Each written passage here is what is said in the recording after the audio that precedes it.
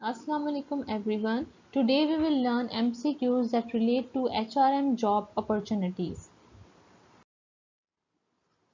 Number one is feature of a workforce like age, gender or societal group is किसी भी workforce किसको कहते हैं first we have to understand this workforce uh people engaged in या तो वो किसी काम में इंगेज्ड हैं और आइदर अवेलेबल फॉर वर्क या तो वो काम के लिए अवेलेबल हैं ठीक है आइदर इन किसी भी कंट्री के अंदर और किसी भी स्पेसिफिक एरिया के अंदर और इन अ पर्टिकुलर फ्रेम के अंदर भी हम ये भी कह सकते हैं कि अगर किसी पर्टिकुलर फ्रेम या किसी भी इंडस्ट्री के अंदर दे आर इंगेज और अवेलेबल फॉर वर्क उसको वर्कफोर्स कहा जाता है। इसका जो सिनोनिम है वर्कफोर्स का वो क्या है एम्प्लॉयज़ का वर्ड भी इसकी जगह यूज़ किया जा सकता है। इसको हम स्टाफ भी कह सकते हैं, इसको हम एचआर ह्यूमन रिसोर्स भी कह सकते हैं। तो एम्प्लॉयज़ स्टाफ और एचआर की जो फीचर्स होते हैं जो एक खसूसियात होती हैं या फीचर्स किसको कहते हैं खसूसियत को लाइक एक डिस्टिंक्टिव क्वालिटी एक मखसूस क्वालिटी जो किसी भी एक पर्टिकुलर पर्सन के अंदर है जैसे कि लाइक एज की बात की जाए अगर उम्र की बात की जा रही है यानी कि वो उसकी उम्र कितनी है और अगर जेंडर की बात की जा रही है वो आइदर मेल है या फीमेल है और अगर सोसाइटल ग्रुप की बात की जा रही है सोसाइटल ग्रुप अगर इस कहें तो इसमें कौन सी चीज़ें आ जाती हैं सोसाइटल ग्रुप के अंदर लाइक उसका रिलीजियस ग्रुप हो गया कोई भी एक रिलीजियस ग्रुप है ठीक है या स्पोर्ट्स टीम की बात की जा रही हो तो ये सोसाइटल ग्रुप है। अब किसी भी वर्कफोर्स के फीचर ना अगेन अंडरस्टैंड किसी भी वर्कफोर्स के फीचर जैसे कि एज जेंडर और सोसाइटल ग्रुप अगर ये चीज़ें हम कहीं पे भी पूछ रहे हैं तो इसको क्या कहते हैं डेमोग्राफिक्स। डेमोग्राफिक्स इसको कहते हैं data relating to the population and particular group within it वो डेटा जो किसी भी पॉपुलेशन के बारे में होता है या उस पॉपुलेशन के पर्टिकुलर ग्रुप के अंदर कोई भी इस तरह की अगर आप इंफॉर्मेशन ले रहे हो जैसे कि एज जेंडर सोसाइटल ग्रुप इसके अलावा भी बहुत सारी हैं जैसे कि अगर हम इनकम की बात करें या हम एजुकेशन की बात करें या हम उनकी मैरिटल स्टेटस की बात करें कि वो सिंगल हैं मैरिड हैं या उनकी हम लोग एम्प्लॉयमेंट के बारे में बात करें तो इस तरह के जितनी भी क्वेश्चनिंग होती है किसी भी पॉपुलेशन के अंदर वो डेमोग्राफिक्स कहलाई जाती है। The right answer is demographics. Number two is human capital management is occasionally used synonymously among. Human capital किसको कहते हैं इंसानी सरमाया।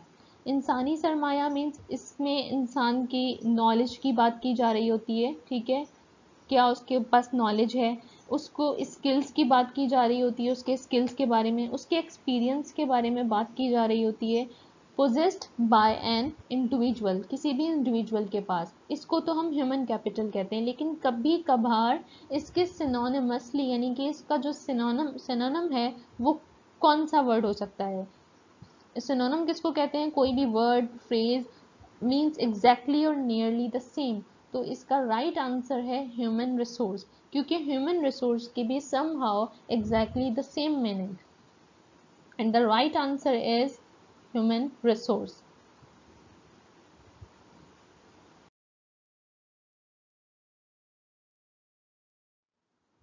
Number three is method of an applicant being selected from exiting employees to get up a latest job in the same firm is refers to method of an applicant being selected किसी भी applicant को select करना from exiting employees किसी भी organisation industry के अंदर जो exiting employees हैं उन्हीं में से किसी को सिलेक्ट करना to get up a latest job के लिए कोई भी कंपनी के अंदर किसी भी ऑर्गेनाइजेशन के अंदर एक वैकेंसी खाली है तो क्या करती है वो फ्रेम अगर अपने ही किसी बंदे को जो एग्जिटिंग एम्प्लॉय जो पहले से ही उस पोस्ट किसी ना और पोस्ट के ऊपर काम कर रहा है तो वो उसी बंदे को उठा के उस न्यू लेटेस्ट जॉब में जब हायर कर लेते हैं in the same firm is refers to तो इसको क्या कहा जाता है।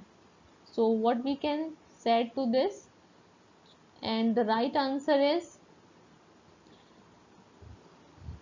Internal recruitment and within organisation recruitment कहीं कहीं पे आपको कंफ्यूज करने के लिए दोनों ऑप्शन दिए जाएंगे लाइक इंटरनल रिक्रूटमेंट ए करके दे दिया जाएगा और बी करके आपको विद इन ऑर्गेनाइजेशन रिक्रूटमेंट कर दिया जाएगा। तो ऑप्शन सी और डी में कहीं ना कहीं आपके पास ये ज़रूर होगा कि ए एंड बी। तो आप लोगों को ये याद रखना है कि इसका राइट आंसर है internal recruitment and within organisation recruitment. अगर कहीं पे सिर्फ सिंगल एक चीज़ आती है सो वेल एंड गुड, अगर दोनों चीज़ें आती हैं तो both are the right answers. Number 4 is SHRM stands for, SHRM की फुल फॉर्म क्या है? Strategic human resource management. Again I am repeating, strategic human resource management SHRM की फुल फॉर्म है। और शॉर्ट फॉर्म क्या है? SHRM।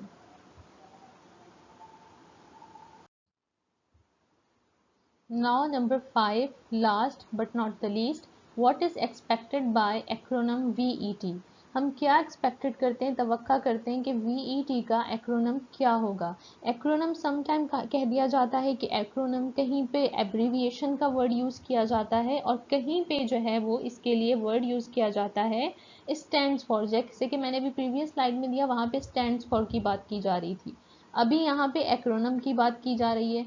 उसके अलावा कहीं कहीं पे किसी किसी जगह पे इसके लिए वर्ड यूज़ किया जाता है स्टैंड फॉर का। तो आपने इसमें कंफ्यूज नहीं होना, अगर स्टैंड फॉर कहा जाता है तो भी ओके है, अगर एक्रोनम कहा जाता है तो इसका मतलब भी यही है कि इसका एब्रीविएशन का है। एब्रीविएशन वही shorten form of a word और फ्रेज, किसी भी वर्ड की शॉर्ट फॉर्म होती है। जैसे कि VET किसी भी एक फुल फॉर्म की शॉर्ट फॉर्म है तो उसको एब्रीविएशन कहते हैं, एक्रोनम भी उसी को कहते हैं, उसका सिनोनिम है। So the right answer is vocational educational training. Vocational education training. Vocational education training है क्या? चलें अभी ये भी सीख लेते हैं कि ये है क्या, ताकि थोड़ा हमारा कॉन्सेप्ट और क्लियर हो जाएगा। Vocational education training is the training in skills and teaching of knowledge related to a specific trade। अब एक ये ऐसी ट्रेनिंग दी जाती है किसी भी स्किल्स के बारे में, इसमें कोई भी स्किल्स सिखाए जा रहे होते हैं या किसी भी नॉलेज के बारे में टीचिंग की जा रही होती है।